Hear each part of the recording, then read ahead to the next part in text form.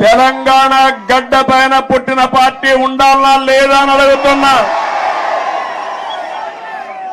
తప్పకుండా ఇక్కడ పార్టీ కోసం పనిచేసిన కార్యకర్తలు ఉన్నారు. తొందరలోనే పార్టీని రీస్ట్రక్చరింగ్ చేస్తాం.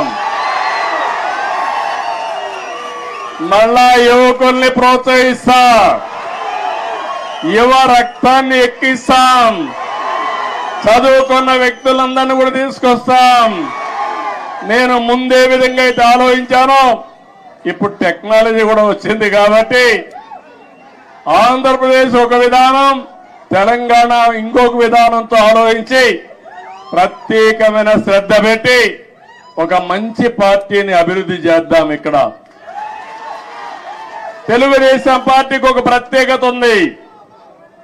అధికారం ఉన్నా ప్రతిపక్షంలో ఉన్నా ఎప్పుడూ ప్రజాపక్షంలోనే మనం ఉంటాం. ఈరోజు ఎన్టీఆర్ ట్రస్ట్ బిల్డింగ్ ఇది. మీరు పక్కన చూస్తే బ్లడ్ బ్యాంక్ ఉంది. భువనేశ్వరి గారి నాయకత్వంలో స్కూల్స్ పెట్టాం. ఆ రోజు నేను పెట్టిన తర్వాత, నేను రాజకీయాల్లో యాక్టివ్ అయిన తర్వాత ఆ మేనేజ్మెంట్ ఆవిడ చూస్తా ఉంది. ఇంకో పక్క బసవతారకం క్యాన్సర్ హాస్పిటల్ ఈ రోడ్లోనే ఉంది. అది మన నాయకుడి కళ.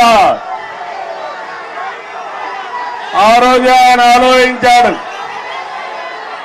ఎవరైతే మా అత్తగారు క్యాన్సర్తో చనిపోతే ఇంకొకరి మారిగా చనిపోకూడదని ఆలోచించి క్యాన్సర్ హాస్పిటల్ ప్రారంభించాడు. చేయాలని ఆలోచన వచ్చింది.